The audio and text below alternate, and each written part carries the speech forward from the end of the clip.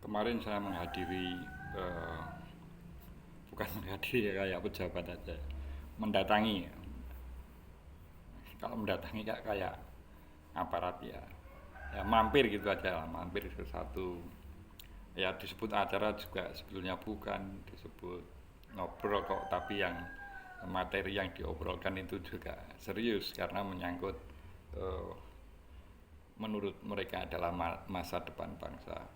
Itu eh, satu obrolan yang dilakukan oleh eh, mantan para pendukung Anies di kontestasi pemilu kemarin.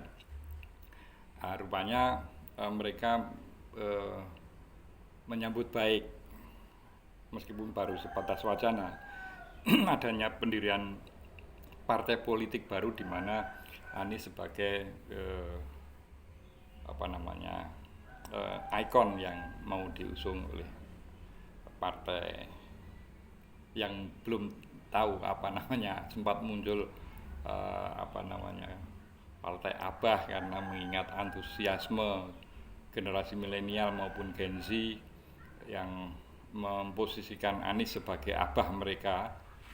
Dan eh, sebagaimana saya lupa di podcastnya siapa itu yang menampilkan eh, Anies kemudian menyebut bahwa partai yang misalnya didirikan itu sebetulnya adalah partai milik generasi milenial dan generasi Z, karena generasinya Anies itu ya, apalagi nanti tahun 2029 itu adalah generasi X yang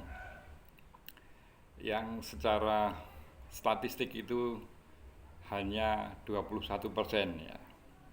Ini sebagaimana obrolan saya beberapa waktu yang lalu, di mana saya sebagai ya, yang mengklaim sebagai eh, ketua umum partai Buzzer Konstitusi itu menyambut gembira dengan eh, misalnya Anies dan kawan-kawannya itu mendirikan partai.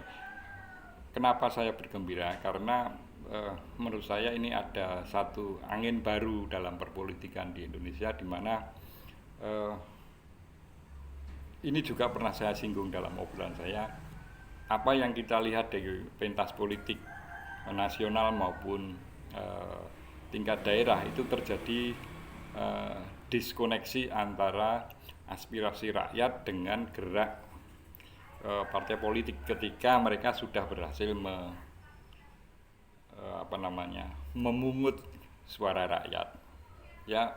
Yang tampak jelas dari peristiwa itu misalnya yang akan terjadi di Jakarta maupun di Jawa Barat, di mana eh, kandidat yang diusung oleh partai itu tidak mencerminkan aspirasi rakyat. Nah, mudah-mudahan nanti seandainya lahir partai baru yang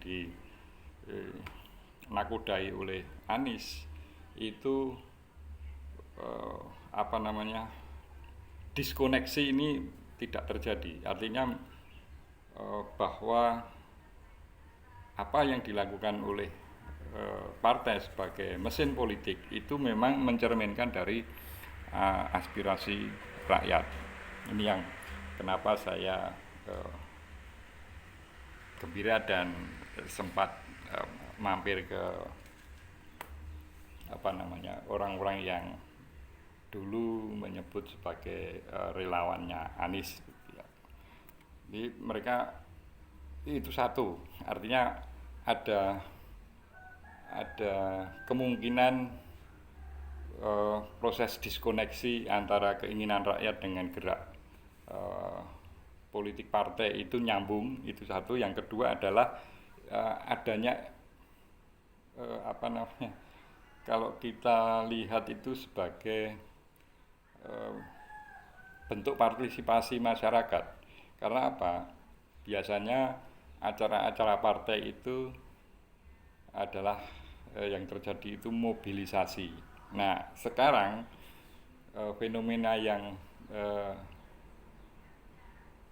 nampak di permukaan itu adalah fenomena partisipasi, di mana masyarakat antusias menyambut lahirnya partai baru. Ya mudah-mudahan ini menjawab apa namanya apa yang dibayangkan oleh para pendiri bangsa. Karena saya sebagai nanti kalau misalnya partai itu lahir itu eh, bisa berharap menjadi partner yang ya memberikan kontribusi positif bagi perjalanan bangsa ini. Karena apa gunanya misalnya partai saya kemudian memenangkan kontestasi, kemudian saya menjadi bupati, gubernur atau bahkan presiden, tetapi apa yang saya menangkan, apa yang saya raih dari hasil kerja partai saya itu akhirnya saya